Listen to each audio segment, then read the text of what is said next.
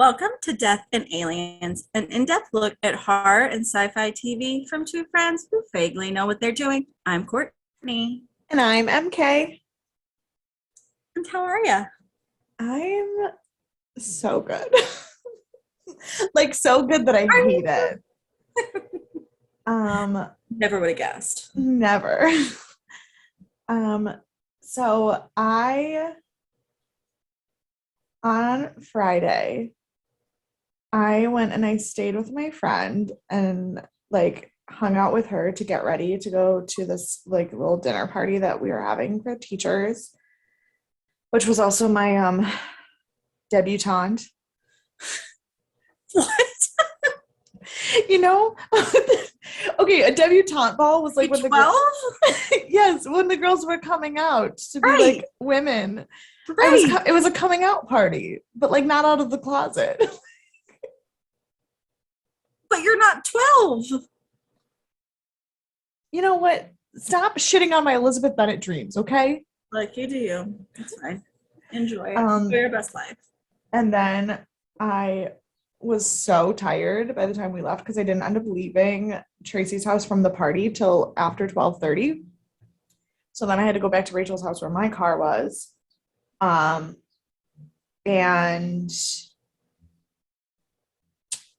it was 1:00 in the morning. So I slept on Rachel's couch and then she bought me coffee in the morning and we talked about bird sex. Oh, she's the best. She is the best. But also at the party that I was at, it was BYOB, obviously, because there was like 12 of us. That's a lot. Yeah. And I bought the grapefruit Schöffenhofer Huffenweissen, the beer from Germany and Disney. Yeah, you did. It's so good. It's my favorite beer of all time. But I like the grapefruit. Which one do you like better? Pomegranate. The pomegranate is good too. But the grapefruit was, when I worked there, grapefruit was the only one they had. Yep. And so, They got and then pomegranate 2 years later, I think. And then when I went to Germany, my friend was like, hey, do you want a beer? And she opened her fridge and that was what was in her fridge. And so I was like, no, for real, like this is my shit. It's my favorite beer. And so I had at the beer garden in Astoria. I love the beer garden in Astoria. I met a guy there named Chris and his number is saved in my phone as Chris Beer Garden. Haven't talked to him since. That was in 2013. He's having a lovely I'm life. sure he's having a lovely life. But so I was telling Daniel, that is my boyfriend's name for those of you who are new to this game, about this beer. And so I was sharing it with him at the party on Friday and he was like, you were right, this beer is amazing. And I was like, this is my third favorite thing to come out of Germany.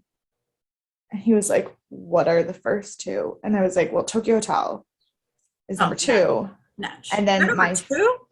And then I said, because my family has to be number one. Oh. Fair. And then I go, but to be fair, I think my grandma would approve of the fact that beer and Tokyo Hotel are more important than she is. He was like, what? Like, yeah. That's my life. Yes. Knowing the Germans. And especially because then my grandma, little bitch that she is, she's my best friend. Yesterday, she told me, I was at her cottage and we were talking and she goes, I can't wait to meet your boyfriend because I'm going to tell him about the time you told me you couldn't date him because he was too Catholic.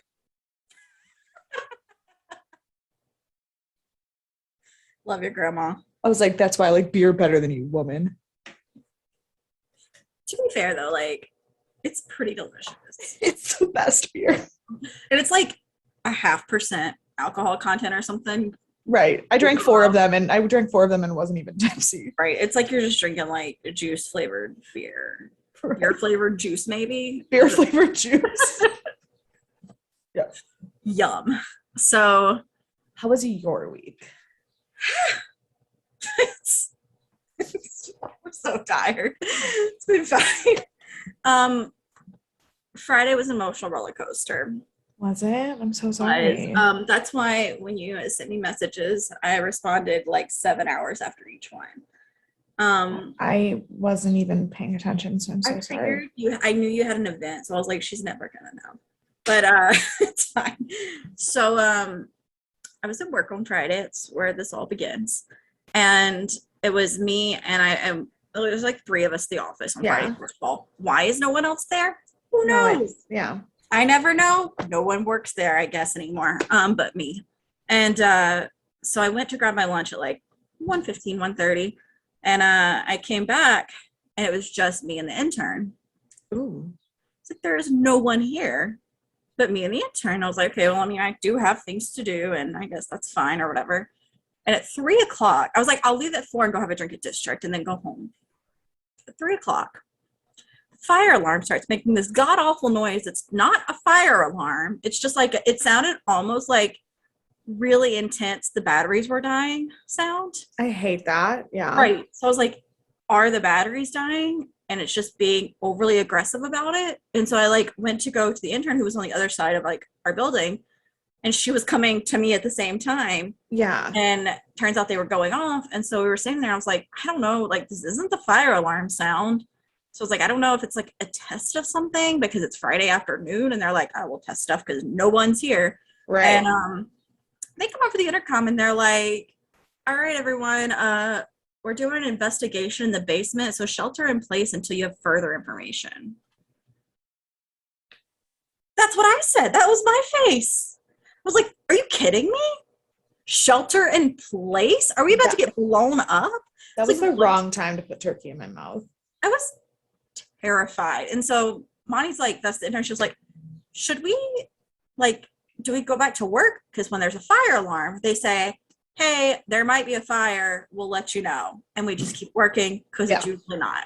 Right. And so I was like, absolutely not. I was like, we're going to go sit together and just stare at each other until we figure out what's happening. Yeah. And that's what we did. And then they came back and they're like, oh, false alarm. We thought there was a fire in the basement. It's not. Everything's good. And it was like 15 But if there was a fire, why would you say investigation and shelter in place? And why would you not do a fire alarm? You do this weird beeping alarm. And so I looked at her and she was like, oh, so everything's fine. I was like, we're leaving. It was 3:15. No. I was like, I don't care. Nothing is fine. I was like, we're leaving. I can't. It's Friday. We're the only ones here. And that's insane. And now we're leaving. And she was like, okay. I was like, nope, I'm done. So I went home, took a nap. As you do. As when you do. Yeah. And then we had our first event for Unseen Artists. Right. And it was so good. Everyone was phenomenal. I was the virtual host. And so it was really fun. I was up till 2 a.m. So tired.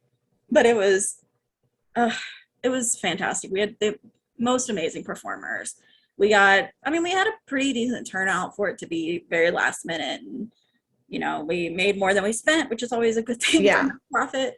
And it was very exciting, and people are like really jazzed about like upcoming events. So it was like I went from having this like terror through my veins to being just like overly enthusiastic and thrilled. Right. So that is an emotional roller coaster. Right. So I had an emotional roller coaster day, but otherwise it's been good. I went to a new brunch place yesterday called Xavier on the Water. It is not new. It is new to me. It was in Yonkers.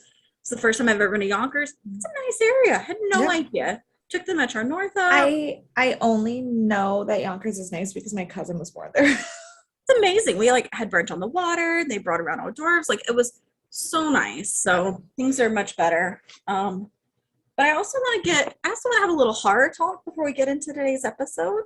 Oh boy. I learned today that Last Night in Soho is now streaming on HBO Max. No. And I haven't seen it still. I haven't either because I couldn't afford to pay for it. And it's on HBO Max now, and I'm so excited. This is the first time I'm finding out about this. You guys are seeing my genuine reaction. I'm so excited. I literally found out like an hour before I left the office, and I was thrilled. I might watch. That is amazing. I'm so excited. On Thursday, Daniel asked me what the topic of the podcast that I was editing was. And I was like, well, Thursday is always our horror day. And I was like, but you're not like a big horror person, right? And he was like, no, I'm not. But like, I'd be willing to watch some like with you. And I was like, now I just need to get you to agree to reality TV and everything will be perfect. And he was like, whoa, one step at a time. One step at a time. And I was like, fair. But maybe I'll watch it first. Yeah, but my dad liked it, and my dad's not a big horror person either. I remember you telling me he liked it. Yeah. And I was like, I haven't seen it still. If dad liked it, I think I can convince Daniel to watch it. So Zach watched it. My friend Zach in Philly, he watched it, and he said that he definitely recommended it. He loved it. He loves horror. He's a huge horror fan. So I don't know, but I'm so stoked about it. And one more horror note before we get into it. My aunt, who is our number one fan, Woo woo. She always laughs when I say that because it makes her think of Misery. She's like, I hear it. And have you read or seen Misery, the Stephen King? No. I know because Stephen King stresses me out and I know that I can't emotionally handle it, but I'm aware of the context in which that would make her uncomfortable. For those of you who don't know, I've both read and seen the movie. I've read the book, seen the movie. It's really good. It was the first Stephen King book I read. And the whole premise is that there's this really famous horror writer who gets into a wreck, and it's his number one fan who finds him, and she like breaks his limbs to keep him there writing the last book where she doesn't like where he's ended it. And so that's what my aunt says she hears every time I call her our number one fan. See, I just hear Lady Gaga saying, I'm your biggest fan. I'll follow you until you love me. Which is also probably the same feeling. Probably the same feeling. My aunt also loves Lady Gaga, so it fits. Perfect. Well, Stephen King loves Lady Gaga. It's pick your poison. Things that are not poisonous, though, are our spirituality. Well, mine is sometimes. It only fits the prompt if you agree with me. I meant that's not the word I was looking for. The transition, if you agree with me. Oh, yeah, no. It does fit the transition. And I also sometimes have poisonous spiritual days. Well, you know, it happens, don't we all? Yeah. This one, very matter of fact. Heart is the new balls. Oh, I love that. Let me read you the description. Please. Oh my gosh, I'm dropping my notes. How did testicles get so hyped up as the power center of the world? Fuck that. The heart, my friend, has always been far more powerful than those two delicate dangly things. Check in with your heart. Put your hands over that giant thumping muscle and ask it straight up how it would run your day if it was given the chance. Then give it the chance. I love that. Yesterday, my best friend's brother gave me a chakra realignment. Oh my gosh, I've always wanted to do that. And Jay said, yeah, he was like, yours was really easy. It didn't take a long time. You didn't have tons of negative energy, but like your heart chakra was a little tight. I was like, imagine. And Brittany was like, what does that mean? And I go, it means that I was like, well, last time I got Reiki, they told me I need to stop holding on to emotions that are not mine. I mean, they're not wrong. And literally, as Jay was putting the crystals on my back, when he put the one down on my heart chakra, I immediately got chills all over my whole body. I was like, nope, this is a problem. This is where we're at right now. This is where it lies.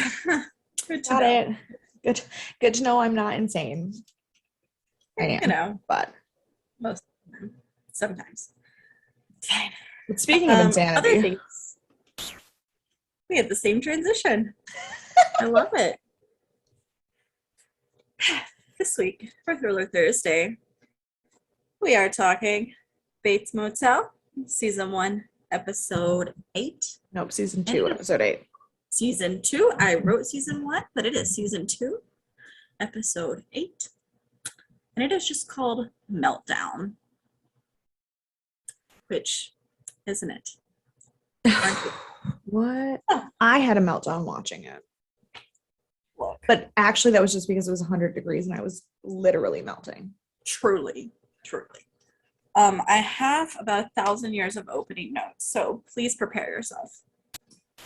This is going to be a long one. Centering myself right now. Good plan. So, it aired April 21st, 2014. It was rated 8.1 out of 10. Very consistent rating. They've all been 8.1 lately.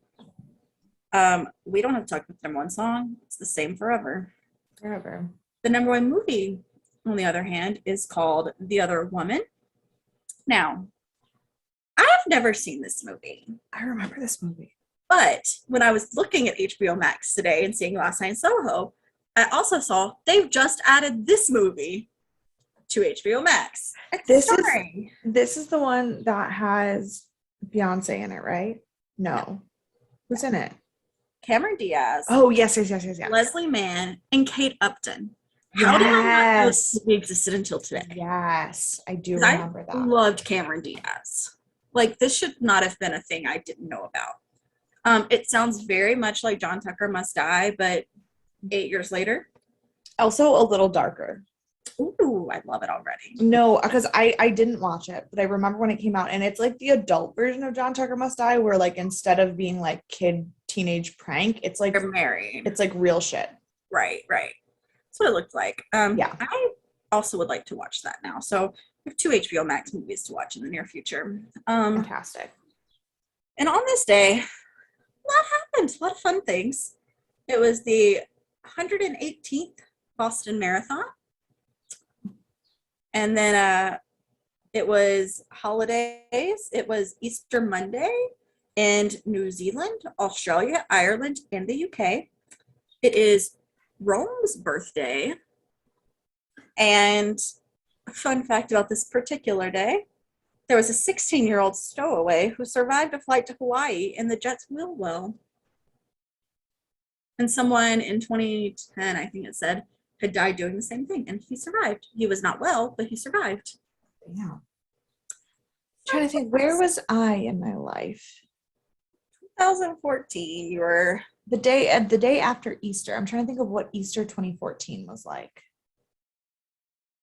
8 years ago. 2014, I was in college. About to start I was junior year. Honestly, I was probably working with football stuff. Probably. What was I doing in April? Oh, my computer just did something really weird. Don't want to do that. I don't know. In April of 2014, I was living at home, working at Dairy Queen. Those are things that I did. I still had red hair. Mhm. Did I? Yeah, I did. This was before I shaved my head. Yeah. April of 2014. It's a good time. Good time was had by all. It was. I'm trying to remember just because I literally like think I remember exactly the picture that I posted on Instagram for Easter in April of 2014. That is so weird. Am I correct? Well, no, it doesn't. It doesn't matter. While you're thinking about that, I'll let you know our director is still Ed Bianchi, who we've had for the past few episodes. And we have the same writers who we've also had for the same few episodes.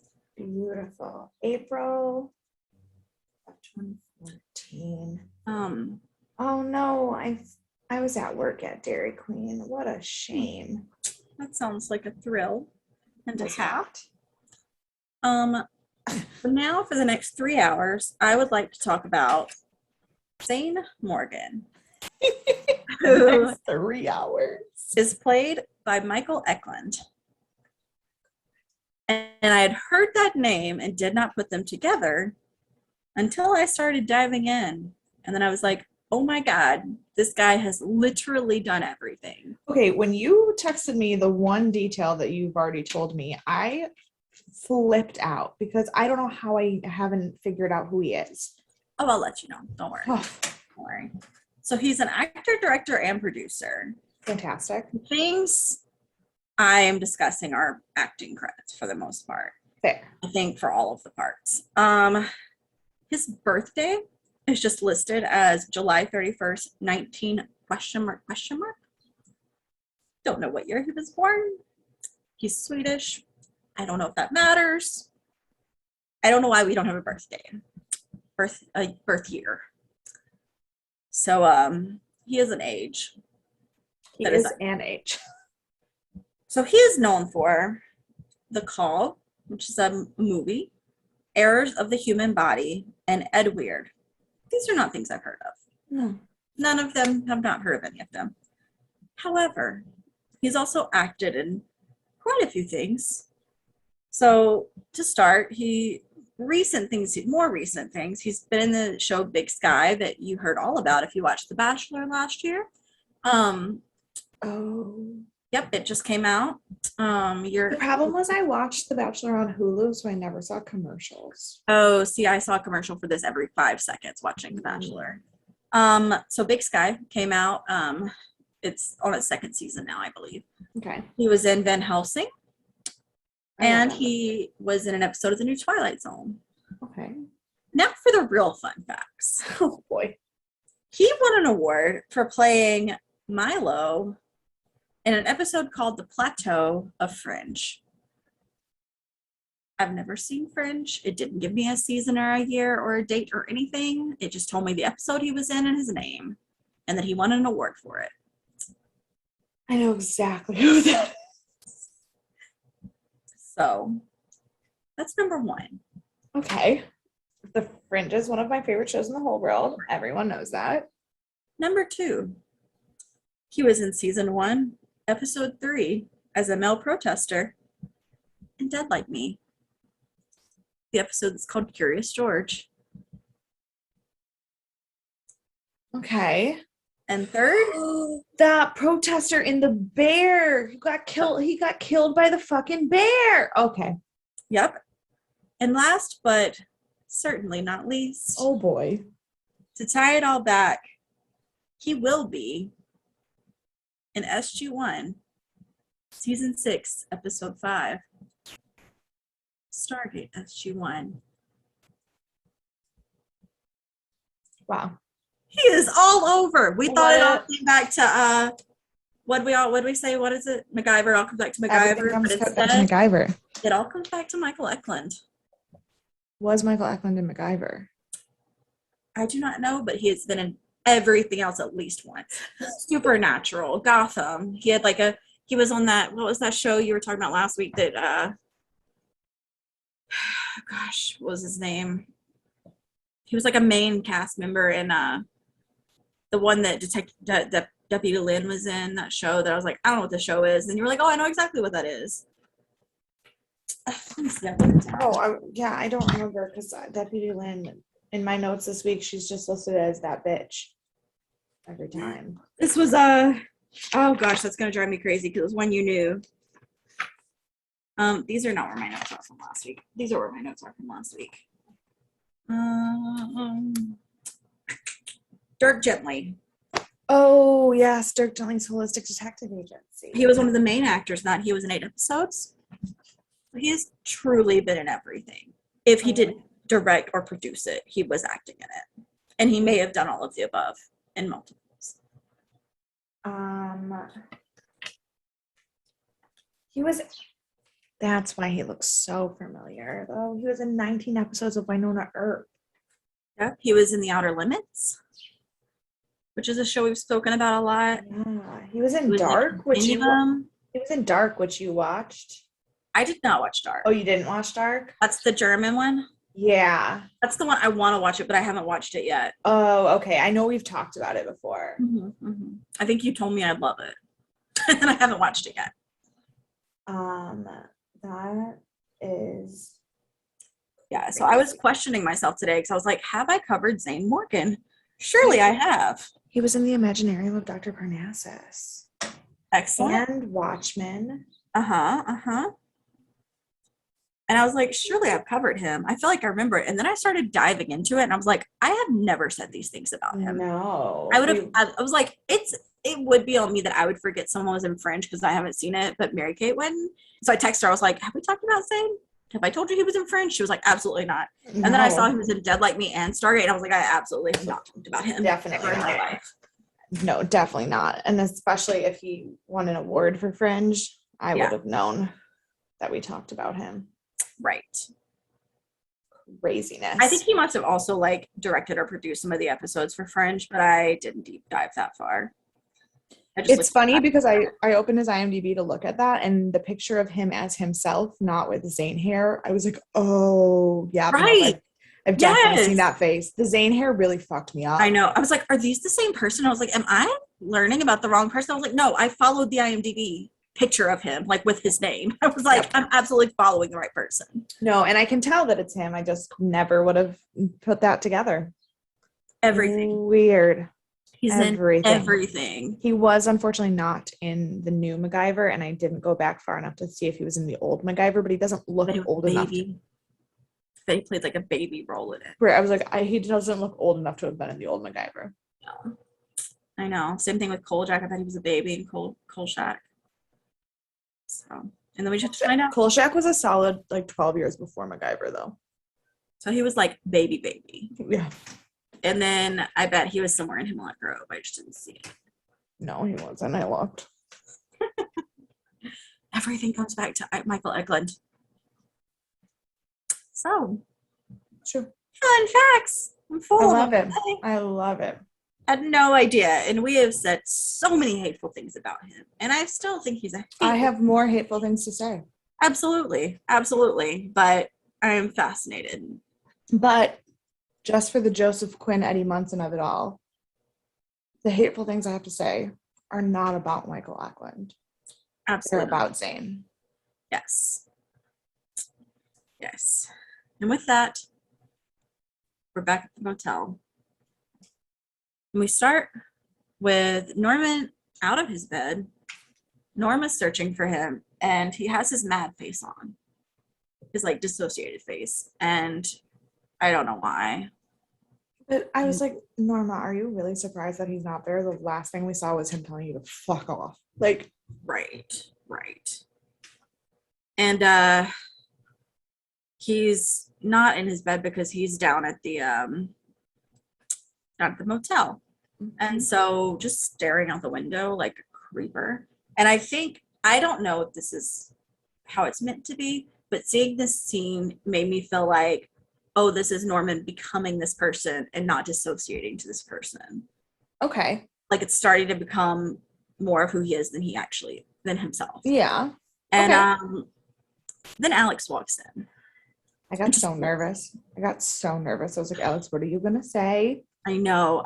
Because we left off, for those that don't remember, figuring out that his semen was found inside of Blair Watson. And don't worry, we'll address it. But he just looks at him, and Norman's like, what's going on? And he's like, can I help you with something? And he's like, just getting some coffee. He's like, do you need something? He's like, no, I'm a little cream. He's like, oh, it's inside, I'll get you. Oh, no, it's okay. It was so awkward. It was so awkward. And he starts asking him like vague questions about this is when he starts asking about Blair the first time, right? Do you have that in your notes? I don't, but you could be correct. I think he had so I watched this yesterday afternoon, so it's bad. But I'm pretty sure this is the first time he brings up Blair. That does sound correct. Norman just like shakes it off, and he's like, oh no, I don't know anything about what's going on, and blah blah blah. And Alex just like, okay, sure, whatever. It's like, I think you knew her a little while. He was like, no, I absolutely didn't. And so it's just like, fine. And just like, we won't talk about it then. Not yet. And then Norma runs up, and she's like, let me tell you what we're going to do tonight. I have all these plans. It's going to be a great time. And Norman's like, okay, what's up? And she's like, we're going to go to the double feature. And it's Double Indemnity. And she's like, it's one we always go see. She's like, it's going to be such a great time. And Norman's just like, no, not a chance. He's like, our relationship's changed. She's like, you have to stop being mad at me. He's like, I'm not mad. Everything's fine.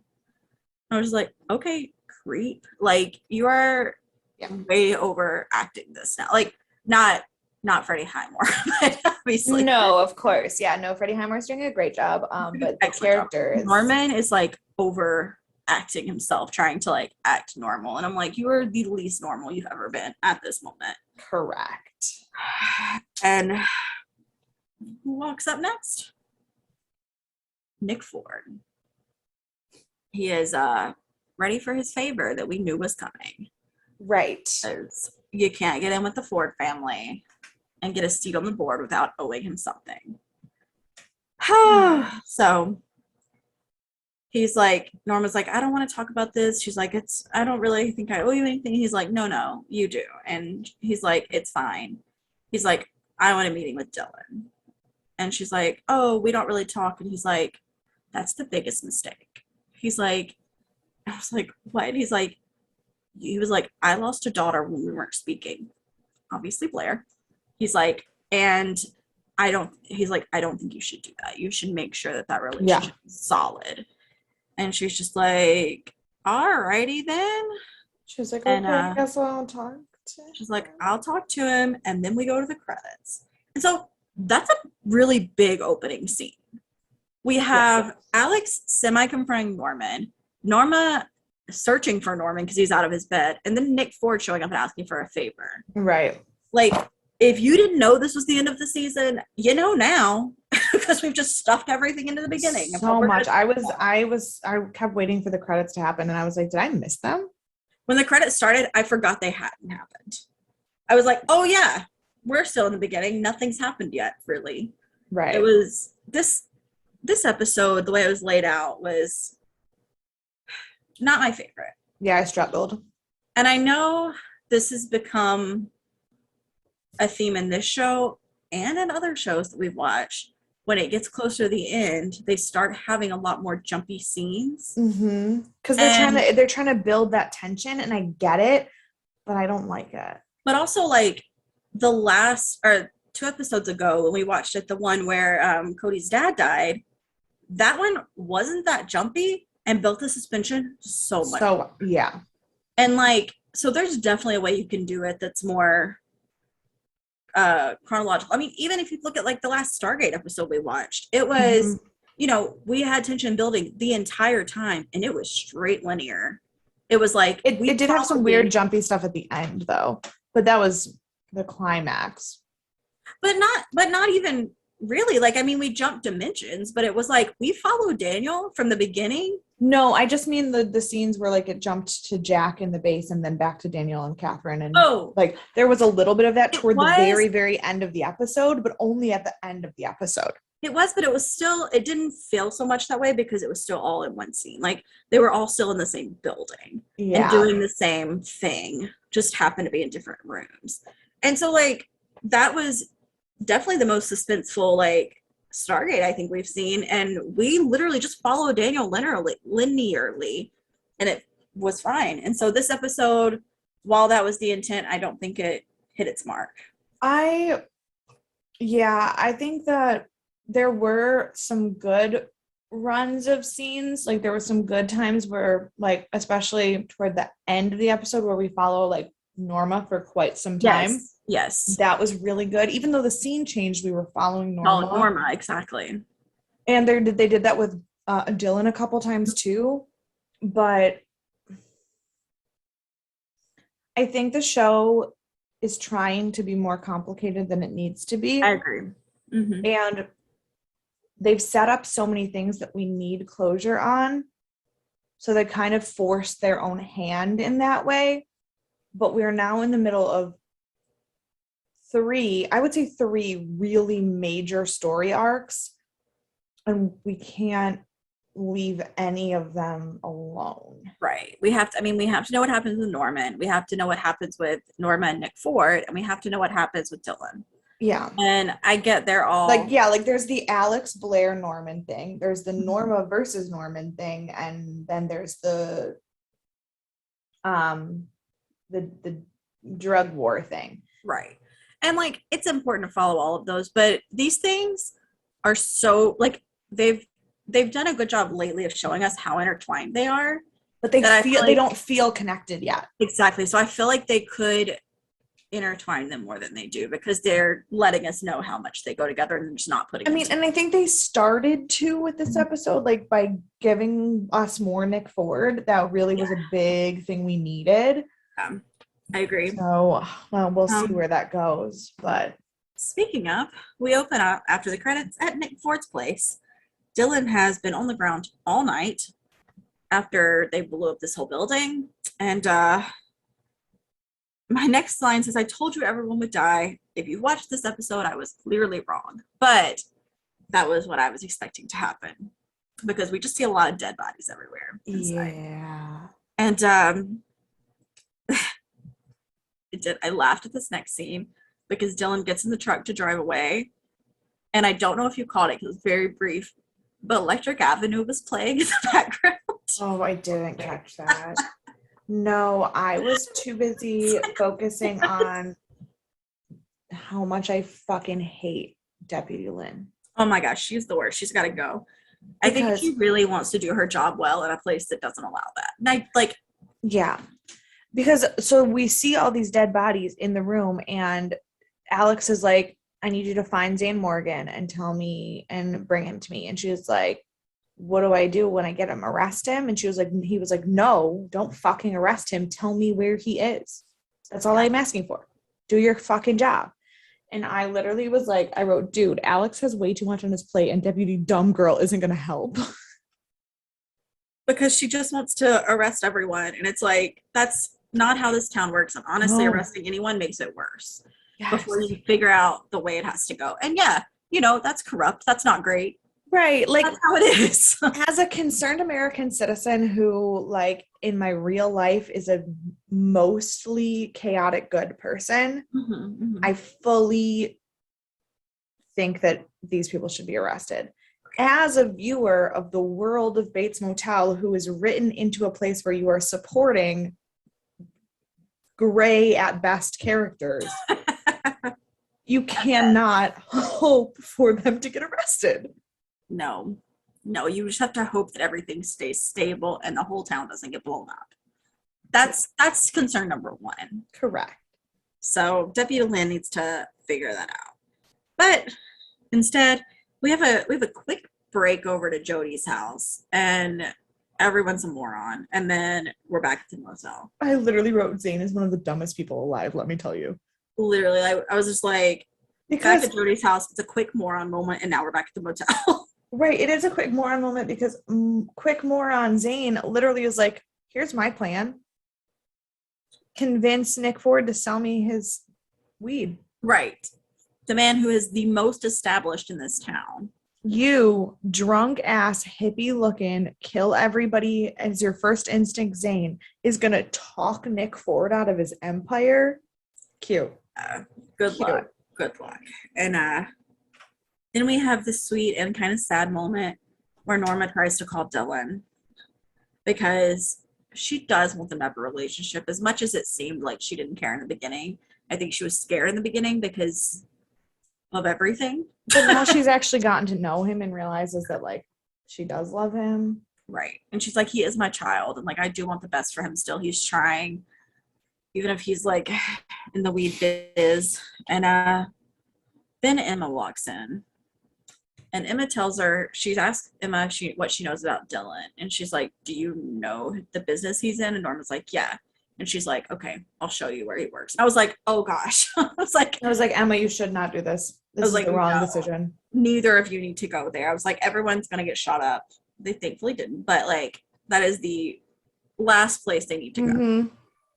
God bless. And then we go back to Jody and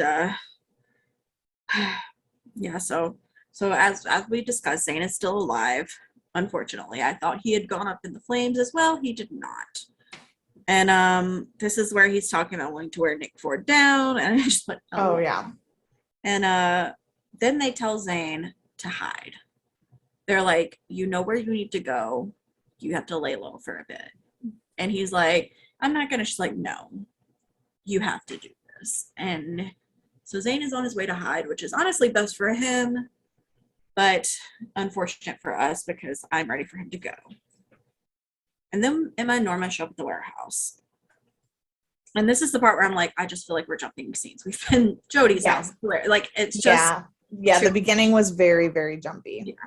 So we're now at the warehouse. And Norma's just going to bust in there. She just walks up to the door and knocks. And I was like, oh my God. Lord. And then we learn Remo's alive. So you don't have to kill anyone. I know. Thank fucking God. When I saw Remo, I wrote, oh, Remo, you are so sweet, but also a little bit dumb because you're going to let Norma in here. But like, I forgive you because I'm so fucking happy you're alive. Right. And like, to be fair, he also wants the best for Dylan and he thinks having his family is probably best. So like, he does it out of the goodness of his heart. Yes. And we learn now that Dylan has an office. Yeah. Because he's in charge of everything, like we knew he would be. Yeah. Especially since Zane is gone. And Norma goes in and connects all the dots for Dylan. And she's like, yeah, Nick Ford wants to talk to you. And he says I owe him a favor. And Dylan's like, don't speak to him. Yeah. He's like, Oh, he's sounds the like other absolutely rival drug lord. Yeah. He's like, he's not safe. And she's like, oh, well, he just wants to have a conversation. He's like, he probably wants to put a bullet through my head. And she's like, what? What on earth? Like, how is that shocking, Norma? And that's where I literally was like, Norma, you have no idea what you're getting into. You're so fucking dumb. and he's just like, just tell him you couldn't find me, because that's, and then don't talk to him more. He's like, you have to stay out of this because that's the only way to be safe for you. And then, bless her heart, in the middle of this drug lord business, she tries to be a mom, and she's like, you're doing really well for yourself. I mean, I don't care for the business you're in, but you're doing really great. Everything looks really nice. And she's like, but like cannabinoids can be absorbed in your skin. He's like, Norma, I'm not rolling in it. I'm selling it. I was like, oh my gosh. And I was like, that's the most like motherly response. Yeah. She was like, are you protecting yourself? It like sounds like a mom who like just found out that their kid is sexually active. Like, are you right? Are you doing something? Yeah. Did you find how drugs work? Are you smoking the devil's leaf? The like, devil's lettuce. Lettuce, that's what it is. Have you smoked the devil's lettuce? There was some like weird levity moments. I mean, the part where like Electric Avenue was playing in the car, and then this part with Norma being like really almost naive mom. Honestly, most of the levity in this episode for me was created by the storyline that I wrote for the episode that didn't exist. We will get there. I am thrilled. I cannot wait. Whew. And on that note, where Norma is back at the motel, and George stops by to give her the best news. The bypass has been halted. I wrote that George was so smooth that I hated him. I'm telling you, there's something about him. I've been telling you for ages. I don't know what it is, but there's something. We'll find out. I know we will. I think we will at the beginning of next episode, but that's TBD. Yeah. And then George dives right in and asks her for a date. What did she say? He's like, are you going to agree to see me or something? And she's like, yes. And he's like, yes, you'll see me, or yes, you're busy, or like whatever. And she was like, yeah, we can do that. And I was like, they're going to have dinner at his place. And I thought that that's where we were going to find out that Nick Ford was his dad. Because there were going to be pictures, there was going to be something. And which still could happen. And then we do a quick jump back over to Alex and Deputy Lynn, where he is just on her again about minding her own business because she tells him that I forgot his name, that the guy has been arrested. Oh yeah. Or sentenced for Blair's murder. And he's like, mind your business. We'll take care of it. And she's like, what are we going to do about this? He's like, nothing right now. He was like, I'll take care of it. She's like, oh, okay. And then Alex, next thing we know, Alex is pulling Dylan over. Okay, when the lights went on behind Dylan, my note says, this better be Alex and not bitch face. And I literally put, I thought that was Lynn. Like, I also thought it was her. I was like, so that was a good setup. I was like, if this bitch messes with Dylan when she's already trying to fuck up Norman's life, Not today, lady. And because like for someone who's like semi-running a drug lord ring, Dylan's a good guy. Yeah. Like, I mean, sure his business isn't all above board, but well, and that's why Alex believes him. Like Dylan's like, if I fucking knew where he was, I would tell you. I didn't want this to happen. Yeah, because Alex is like hella threatening Dylan. He's like got him against the car. like, if Dylan knew, Dylan would have told him for sure. But also, Dylan hates Zane's. Well, like, if he knew, Right. he would have told him, Right. And then it wouldn't have been on him when Zane is missing. Also, if Alex would have pushed me up against the car like that, I cannot account for my actions. You would have definitely told him about Zane. I would have told him everything. I would have told him whatever he wanted to hear. Even if you didn't know about Zane, you would have. I would have made shit up. And then this is where we get our first next little homage to the original movie. Norman is hanging up his taxidermy, and Norma walks in, and he's like, "Isn't this lovely?" And she's like, okay. She's like, "Do you want this up?" He's like, "It's my art. I thought you'd want it to be up here." And she's like, "Yeah, but okay." I know. And he's like, she's like, "I don't know if it goes with everything, or if it goes with the like design or whatever." And he goes, "It's taxidermy. Taxidermy goes with everything." And I was like, "I don't think so." My note just says birds are the one thing Norman and I have in common. That's why you're a little bit of a psychopath. I was yes, you're right. Bird taxidermy does go with everything. Oh gosh, it does not. It does not at all. But I also was living for the faces Norma was making about it. Which I have a fun fact about at the end of the episode. Okay. Got some trivia this week. And so then, after we've taxidermied the apartment, Alex walks in and goes to talk to Norma. And he says that his shower rod has fallen off and he needs Norman to help him fix it.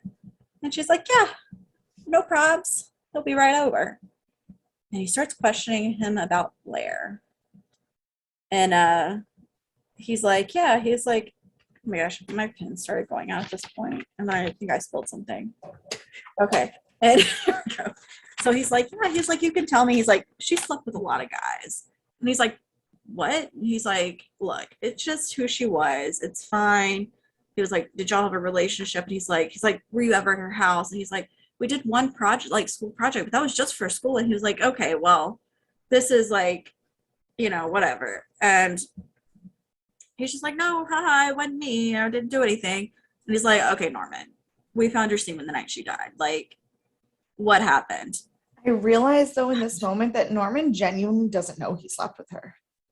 No, he doesn't. He has no fucking idea. He dissociated.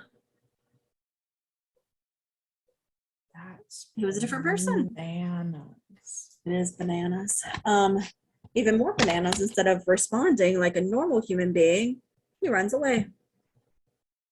I mean, if somebody was telling me that they had scientific like DNA proof that I did something that I had no memory of doing while I was in a fight with my mother about being lied to about what happens when I have blackouts, I would also probably run away because I'd have a full-on panic attack. I mean, I guess that's fair, but also like this makes me feel like he's less of a psychopath, because a psychopath would be like, "Oh, I forgot that happened," and whatever, because like he'd have an excuse for it. He'd have an excuse. But that's why I also like this whole thing about this like double identity thing. Like he is currently not even, and this is really the break. Like this is really where he's starting to have a full on like schism in his personalities. 70-30 now. Like I think he's 70% Norman, 30% broken identity. Like yeah, it is it's but like even as like a not crazy person, like, or a not that kind of crazy person, if somebody was like, if I knew that I had blacked out, like even if it was like from alcohol, I knew that I had blacked out and I knew that something happened that no one would tell me about, and then the police were like, "We know what you did when you were blacked out and nobody will tell you what you did that night," I would be freaked the fuck out. Absolutely. But also we have normal emotions. He doesn't. But that's the thing. But does he not? I don't know. There's no way to know. This is our whole podcast. Is he a psycho? Because I don't think so at this point. And where does that line up with dissociative disorder? Does he have some kind of split personality? Is there a little bit of sociopath in there? We'll never know. We will never know. We don't like it. I need answers. Psychopaths. Nick Ford shows up. And he goes in and Norman's there and he's talking to him. He's like, can I wait inside? He's like, sure, because Norman knows no enemies. And starts asking him, he's like, oh, you were the kid who was taking pictures of me. Why were you taking pictures? And he's like, I saw you at Blair's grave and I heard about what happened and I thought maybe you were involved. And he tells him how she's his daughter and all this and how they weren't talking. And we get the, sad, tragic backstory of why they, that they weren't having anything. And he's like, I cut her off because I thought it'd be best for her. And then she died. And apparently the person who she was in a fight with wasn't an ex-boyfriend. It was, or it might have been an ex-boyfriend, but it was his business manager who was in charge of actually financially cutting her off. Right. And then Norma shows up and she is not pleased that Nick Ford is there. Granted, neither would I be. Right. And so she tells him she couldn't find Dylan, just like he said, just like he told her to. Mm-hmm. Like, shocked. Norma finally followed some good advice. And he's like, I know you're lying or whatever, like, just tell me this. And she's like, I don't know. And then she's like, Sheriff Romero is a personal friend of mine. And she was like, I don't owe you anything. He was like, here's the thing. Yes, you do. Yeah. It's like, and then he tells her, he's like, what do you think happened to Lee Berman? How do you think you ended up on the board? Like, all this stuff.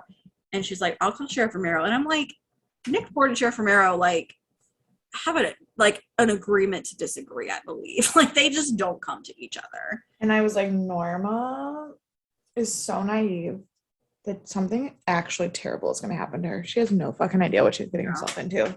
I know. And then Norman's back in the basement. And so Norman goes down to talk to him. And Norman is way too casual about George. This is the first time she's telling him she's going to go on a date. And he just blows it off. And I was like, he seems kind of dissociated here. Like, I can't tell if he's fooling himself and angry or if he is just dissociated to handle this conversation. Like, I don't know where we're at this moment. And it was a little scary. And but here's the thing that makes me uncomfortable about the show. Everything. Well, yes. That's exactly how he should handle a conversation about his mom going on a date. Right. But the fact that we are concerned that that's how he handled a conversation about his mom going on a date, like the layers of disgusted I feel. That is one thing the show does really well, and that Freddie Highmore specifically does very well. Like, I think anybody... I'm like rooting for this guy, even though like then I think about it and I'm like, no, none of this is okay. This is not good. Whew. It's a wild ride. It's a wild ride, I tell you. And we pop back over to Nick Ford, who's just left, and Dylan calls him. And he's like, stay away from my mom. And he's like, we gotta talk. And he's like, okay. He's like, come to my house. He's like, not a chance. He was like, no one can know we met. We'll meet up, but we have to do it in public. So it has to be outside of this town so that there are witnesses, but they're not people who are going to tell our people. Right. And he's like, okay. I thought he would put up more of a fight and be like, you're not the one calling the shots. But nope, he's just like, fine. Sounds good. See you there. And then we go to our date. And it turns out, so Norma's walking around. She's getting like hyped for a date. And then she panics. And she can't keep up with her lies anymore. Because she told him she went somewhere. And then she was like, oh, I'm from Florida. And he's like, didn't you tell me you were from somewhere else? Arizona State University. It was what? ASU and Arizona State. And she just breaks. She's like, I can't keep up with the lies. Now She's here, like, they're all... Pause. Here is where I wrote an alternate ending to this episode. Oh. I'm ready. Come at me. Which absolutely changes the entire genre of the show, but I don't care. Are we switching to Hallmark? That's exactly what we're doing. We became a Hallmark movie because George is talking about how he couldn't deal with being the rich kid and living up to his family expectations, so he left Brown to go be a a ranch handle, right? Like ranch handler guy. Now he has this nice house. And he's talking to Norma, and she's like, oh, actually, I lied and I didn't go to college and I'm barely holding my life together and I'm not the person you think I am. And she ran out of the house crying. And I will, if this was a Hallmark movie, he would chase her out of the house and stop her in the car. And I would and tell her all of the beautiful things about her and cry, and they would fall in love and everything would be perfect. But instead, she's thinking about her son and not in the protective, healthy mother way. Oh, it's not even raining. You don't get any of the Hallmark elements. I was like, this scene is exactly how a beautiful love story should happen. But you are having sexual desires about your 17-year-old son.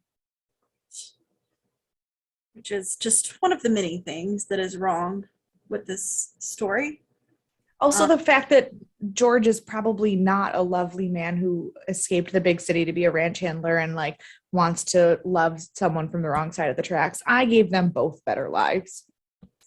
We did give them better lives. If only George just lived up to your expectations and wasn't the psychopath that I know he's going to be.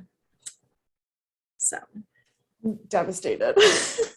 Speaking of, we go to the two most stable people, it seems, in this show, which is not great. Dylan and Nick Ford. Could you imagine? I never thought the two leaders of the rival drug teams would be the most stable people in an entire town. I did. Other than, I mean, Alex is stable for the most part so far. Yeah. But otherwise, they're the ones. God bless. So they meet up at the pizza place, and Nick is very straightforward. He's like, all right, we're going to partner and take down Zane. Which, like, yes. Well, here's the thing. This is actually a pretty good fucking deal for Dylan. Because here's the thing. He's going to kill, if Dylan kills Zane, Nick's going to drop everything. They're going to go back to just being rivals in terms of money and drugs. No killing. And Zane's going to be gone, so Dylan's going to be leading full time. This is a win-win, except for in the slight instance that the girl he is in love with, that he's pretending he's not in love with because he knows better than to be in love with her, finds out he killed her brother. Right. But like any good drug lord, Nick Ford is like, I'm not asking. You're gonna do this. Or something's gonna happen to your family. Or something's gonna happen to your family. And Dylan's only response is not, no, I won't do that. It's just stay away from my mother. And I was like, oh, Dylan's in. He didn't reject it, therefore he's in. But we go to the police station, and Deputy Lynn, yet again, says, what do we do about Norman Bates? And Alex Romero, the love of my life, with all of his wisdom, we take a break from our knowledge of the world to blame Blair and say that she statutorily raped him, which if he hadn't have killed her, she probably would have. Well, and that's okay. And that's the thing. He said, what are we supposed to do with this information? Arrest her for rape, for having sex with a minor? Oh, wait, we can't. She's dead. And there's already somebody arrested for it. And why are you fucking getting more sticky with this family? Like, he doesn't go so far as to say it, but like, we've already arrested someone. Nick Ford is done searching. Stop. And then he threatens her. And if she doesn't drop it, he's going to kill her. And I was like, no, that's not what he said. He said he was going to charge her with going through the, like with filing evidence stuff that she had no direction to do. He's not going to kill her. He's just going to make sure she doesn't ever have a fucking job in that town. I thought he threatened her body too, but like her physical being, but I may have made that up in my head. Maybe I threatened her physical being. Yeah, I mean, a lot of people's physical well-beings were threatened in this episode, but I'm pretty sure he just said that he was going to make sure that she was prosecuted for illegally filing DNA evidence that she didn't have any right to file. Because, again, and You'd say that. I complained about this last week, she had no reason to take any of those things from Norman because it was an accidental death and he's a minor. Yep. And she wasn't booking him and didn't have permission. So like even if she did do something about this and they took Norman to court for having done anything with Blair, the case would be thrown out because it was illegally obtained evidence. Fruit of the poisonous tree. That's what that's called. I know shit. Me too. But yeah, so bitch. Yes. So then we go home, and against all odds, Norman has waited up for Norma while he said he wouldn't. But not only did he wait up for Norma, he's watching Double Indemnity by himself, specifically to hurt Norma. Like, he wants her to know that he refused to go with her to the movies, but he's going to watch the movie by himself without her. Facts. And I was like, that is a level of petty that I didn't know anyone but me could do. I know, it was a lot of petty. I didn't even realize he could like think clearly enough to be that petty, because that takes skill. Right. And so Norma's like, talk to me. You can't be mad at me forever. And when she stops being mad, she starts crying. And he just runs off, and he's like, when anger doesn't work, you go straight to tears every time. And he's like, we're not the same. Our relationship is not the same. You never cared. She says, it wasn't just a game. We were devoted to each other. All I could think was the song Hopelessly Devoted to You. Here's the thing about that whole argument. When it first started and they were both saying really childish things, the problem was I was like, I'm kind of on Norman's side in how he feels. But then it got more and more and more creepy. And it became like the sickest shit I've ever seen. I was so fucking uncomfy. I'm like, so when he was like in her face and was like, he was like, it was all a game. You don't care about me. Like, that sounded like some shit that like an abusive ex-boyfriend says. Like, it was next level ick. It was 1,000%. Like, we've crossed a lot of lines, but we just like ripped the line up here. Like, it was wild. And naturally, Norma's next unhealthy behavior, she's losing her mind because he's locked himself in her room, so she runs off back to George's. And also, sorry, the other thing that gave me the ick, I had all of the ick for that whole scene, but I found the thing that gives me the most ick about their relationship. Why is there an adjoining door between their rooms? No. I don't have any of the answers for you. No. I don't have anything for you. But she goes back to George's. And I put, maybe she's just trying to raise her body count so she can kill someone because she knows the rules. Thank you, Norma. Thank you for following the rules. She's so mad she has to kill someone, but she has to go sleep with someone first. Because her body count's going real high on the murder side. These are the rules. This is the way. It's like the laws of the Mandalorian. This is the way. Only the way is sleep with more people than you murder. Right. That's our number one rule. We have better rules, I bet. I bet we have better rules. I don't think we do. I think that's the best rule we've come up with so far. See, maybe over time. Maybe in time we'll come up with something better. But like, also, the thing about that rule is that no matter what your philosophy on like sex or like sexual promiscuity is, always it's anti-murder, Because like, even if you don't believe that sex is something you give to like lots of people and you only have sex with one person, that means that you have to kill one or less people.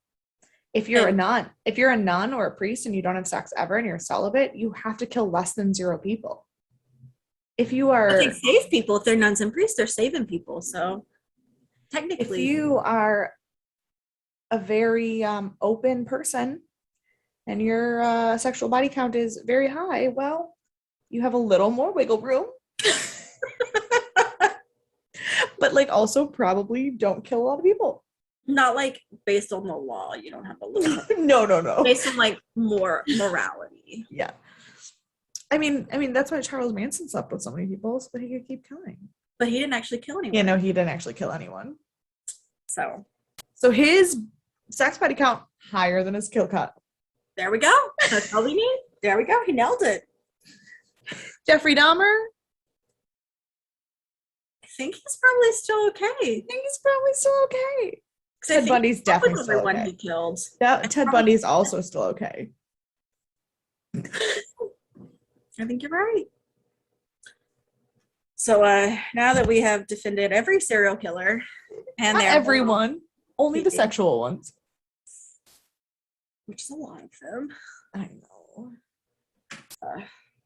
High element in serial killers. We're back at Jody's. And so they're like, Dylan's here to see you. I'm like, just now we're gonna start being concerned when Dylan shows up. Like, he's been living there. And they're like, he can't come in until you say it's okay. Right. I literally was like, where was this bodyguard before? That like last 3 times that Dylan just walked up into the house, we didn't have a bodyguard, and now we do. I was like, why do we care now? Like, now they've slept together and he lived there. I don't understand. Like, why is it a problem now? So at first I thought he was going to tell her directly about Nick Ford and their conversation they had, which would have been wild. And I was like, Dylan, you don't need to be in charge. You just need to let this one go. And then Jody leans in. And she says, it's okay if you have to take care of my brother. I said, girl, that was the wrong thing to say. I was like, did you just say you could kill your brother? Like, so now that's the last thread. Yeah. That Dylan had holding on 10. to killing Zane. So that's another reason I wanted to cover Michael Eklund this episode, because I don't know how much longer we're going to have him, if at all. Right. He might be dead. He's probably on his way out, if he's not gone already.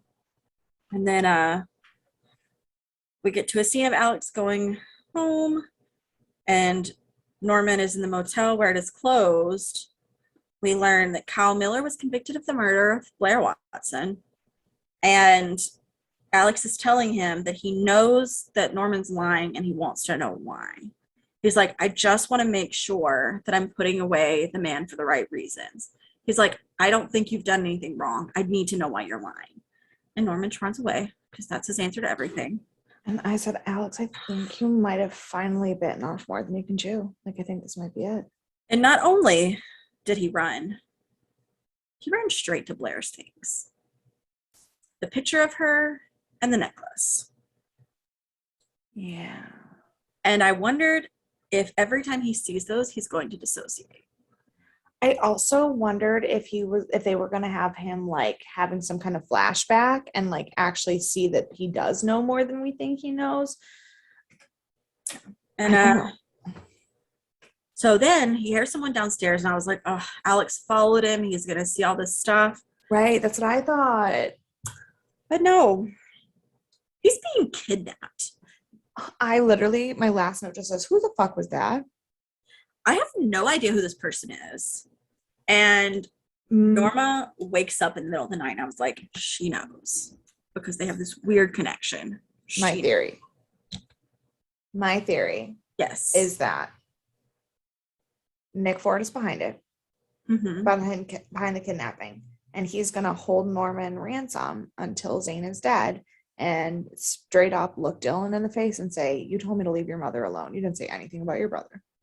That's a solid guess, because I don't have one. So I think that is a very solid guess. Because my only other thought would be that it was Zane who had sent someone to kidnap him to protect himself. I don't think Zane would think that far ahead, though. I wouldn't have thought so, but Zane seems to know more than you think he knows. So I'm never sure. I'm never sure.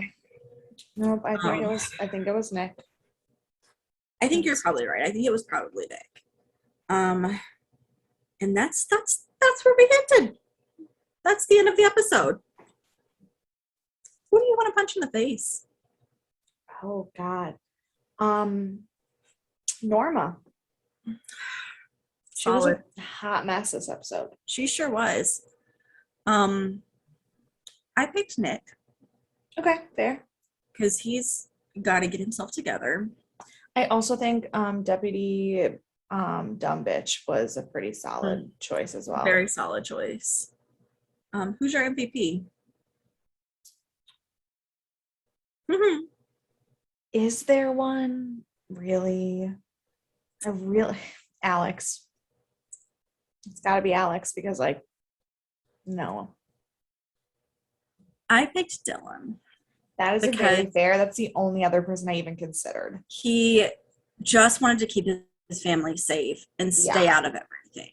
Correct. Alas, it did not go that way, but that is what he wanted, and he really tried. So now I have a few trivia things for you. Please share. So my first one is the shower scene where the rod fell and he was questioning Norman was meant to be a reference to the original Psycho, because when Janet Leigh's sister and her boyfriend came to find her, the shower rod was missing because he had taken it down to stab her. And so it was meant to be like a reference to the original film. Oh, that's right, because he use that to like help wrap her body up and drag it out of the bathroom. Yes. And then another reference to the original film, the scene where Norman is putting up all of the taxidermy. Yeah. Vera Farmiga's body language, facial movements, and her reactions were meant to be the same as Janet Leigh's when she was in the same scene with Norman. When she's talking about the birds. Yeah. Yep. And I have one goof. Oh. When Nick Ford drives his Tesla to the motel, the sounds they used were from a powerful gas engine, and all Teslas are electric, so it shouldn't have made that noise. But alas. Fuck Teslas. So I'm still mad about the last time I got a speeding ticket. It was because a Tesla pissed me off and I tried to race it down the highway. So like, I'm mad about Teslas. That's fair. But yeah, so that's our Thriller Thursday. I don't even know what's gonna happen. We have 2 episodes left before the season ends. We have the penultimate and the finale. That's it. That's a what a journey. What a journey. Whew. All right. Any final thoughts? Any final predictions we haven't already discussed? No, I think. I don't have any either. I don't know. I mentioned all the ones throughout that most of my theories and predictions I sprinkled in. Yeah.